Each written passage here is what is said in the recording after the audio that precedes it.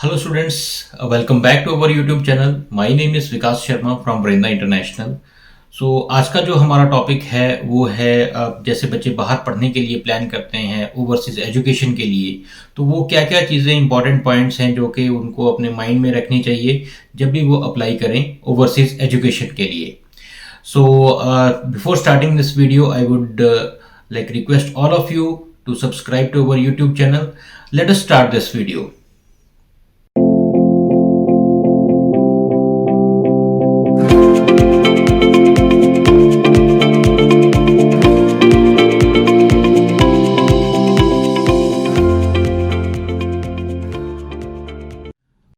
सो students, overseas education जो है वो आपकी लाइफ का एक बहुत ही इम्पॉर्टेंट डिसीजन है because it involves your career, it involves the parents hard earned money.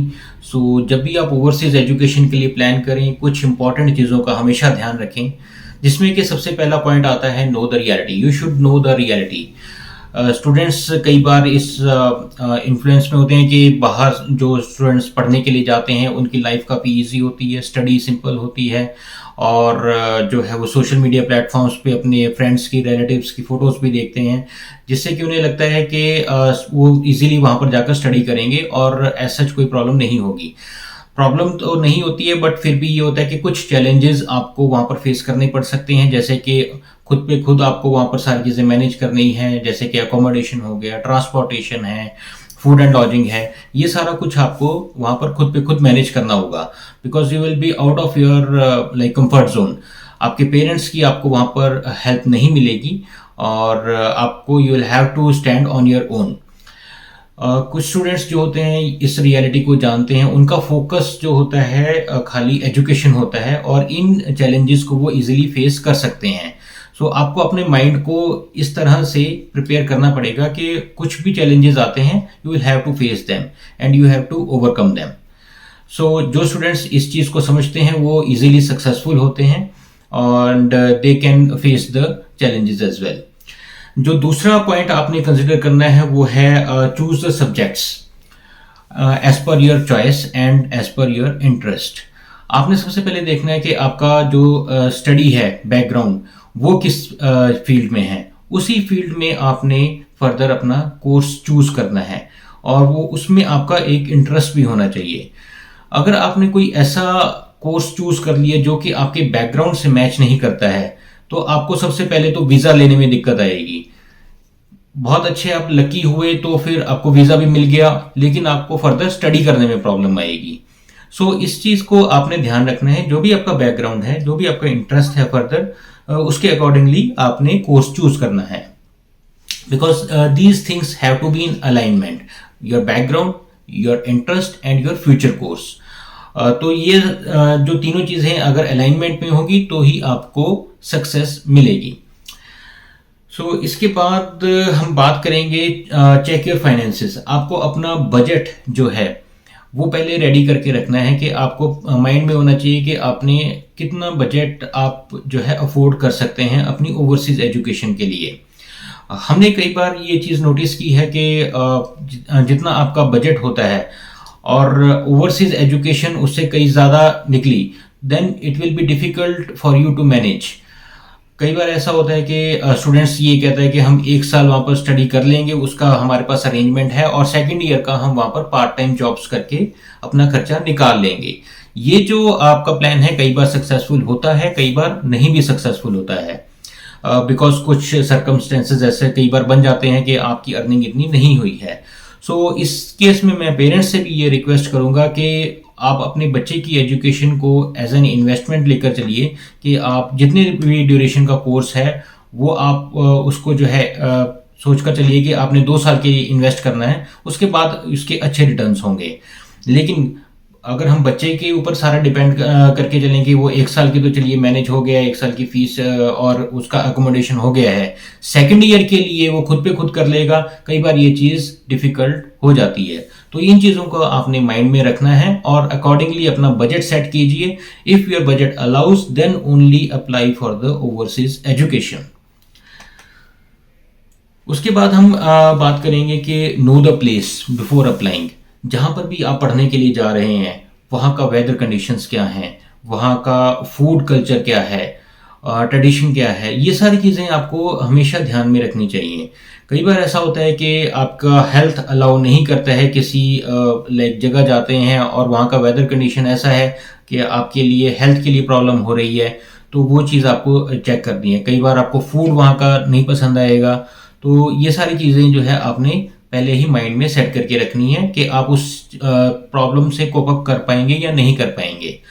वैसे जब भी हम काउंसल करते हैं स्टूडेंट्स को, हम ये हमेशा बताते हैं कि ये जो है टीदिंग प्रॉब्लम्स होती हैं, आपको ये चीज़ें ओवरकम हो जाएंगी बाय द टाइम, बट आपका जो फोकस है वो ओवरसीज एजुकेशन के लिए होना चाहिए। आपका जो लार्जर गोल है वो एजुकेशन है।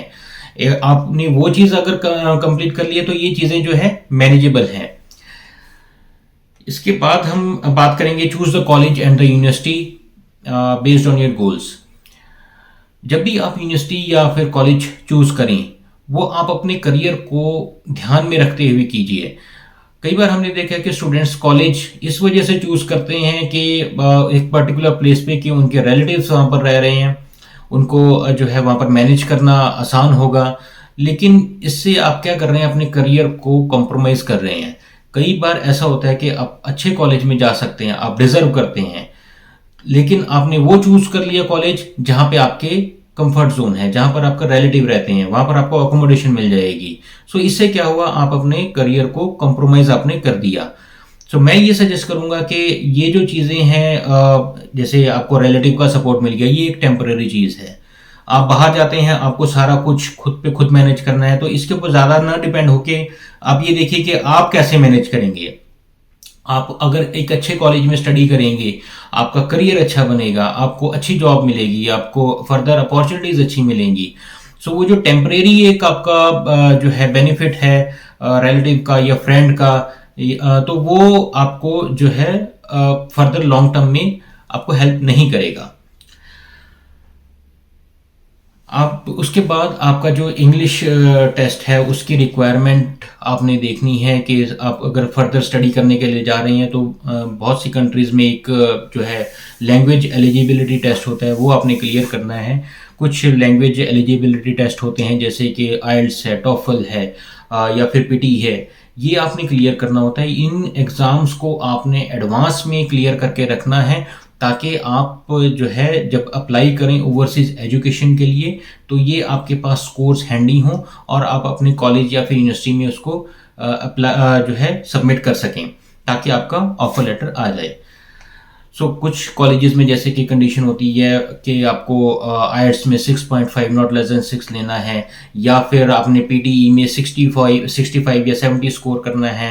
इस तरह से आपको एलिजिबिलिटी रिक्वायरमेंट्स जो है पहले से ही जानकर रखनी है और अकॉर्डिंगली आपको तैयारी करनी है। सो ये था हमारा इंग्लिश एलिजिबिलिटी टेस्ट के लिए पॉइंट। उसके बाद आपने सारी डॉक्यूमेंटेशन कर ली है और उसके बाद आपने अप्लाई कर देना है कॉलेज या फिर यूनिवर्सिटी में। नेक्स्ट पॉइंट आता है कि आप अपना एक्सेप्ट ऑफर लेटर अगर आ गया है तो उसको एक्सेप्ट कीजिए और अपनी फीस जो रिक्वायर्ड है उसको पे कीजिए। जैसे ही आपने ऑफर लेटर आया, आपने उसको एक्सेप्ट किया और फीस पे करके आपने अपनी सीट को रिजर्व कर लेना है। कुछ कॉलेजेस होते हैं, यूनिवर्सिटीज़ होते हैं जो कि बहुत कॉम्पिटिटिव होते हैं और उसमें जो है first come first serve basis पे वो बच्चे को सीट देते हैं। जिसने पहले फीस डिपॉजिट करा दी उसकी सीट रिजर्व हो जाती है। सो आपने इस चीज़ का ध्यान रखना है। आपने जो है कॉलेज को फीस या फिर डिपॉजिट अमाउंट जो है पे करके रखना है ताकि आपकी सीट रिजर्व हो जाए। आपने सीट रिजर्व कर ली, उसके बाद आपका जो नेक्स्ट पॉइंट है do your visa filing timely. आपने डॉक्यूमेंटेशन आपके पास सारी आ गई है, आप चेक कर लीजिए। अपने एकेडमिक्स हो गया, आइल्स हो गया, या फिर आपके फाइनेंशियल डॉक्यूमेंट्स हैं, ये सारे रेडी रखिए और वीज़ा फाइलिंग के लिए आप अपना केस डाल दीजिए। वीज़ा फाइलिंग टाइमली करेंगे, टाइमली डिसीजन आएगा और टाइमली आप फिर जो है अप्लाई कर सकते हैं। ये वीज़ा फाइलिंग हो गया, उसके बाद आपका जो है टिकट्स वगैरह बुक कीजिए और जब भी आपने जाना है with in time allowed time frame उसके अंदर अंदर आप अपना फ्लाई कर जाइए। सो स्टूडेंट्स, ये सारे पॉइंट्स मैंने आपको बताए हैं जो कि आपने कंसिडर करने हैं बिफोर प्लानिंग ओवरसीज एजुकेशन। इसके अलावा आपको कुछ भी रिक्वायरमेंट है, कंसल्टेंसी के रिक्वायर्ड है ओवरसीज एजुकेशन के लिए, आप हमें नीचे दिए गए नंबर्स पे कांटेक्ट कर सकते हैं। हमने इसके ऊपर एक ब्लॉग भी लिखा है, वो भी आप ज़रूर पढ़िए ताकि आपको और क्लैरिटी हो चीज़ों के बारे में। So thank you so much students for watching this video. कुछ और भी अगर इंफॉर्मेटिव वीडियोस होंगी तो हम आपके सामने ज़रूर लेकर आएंगे। And do subscribe to our YouTube channel. Thank you so much for watching this video.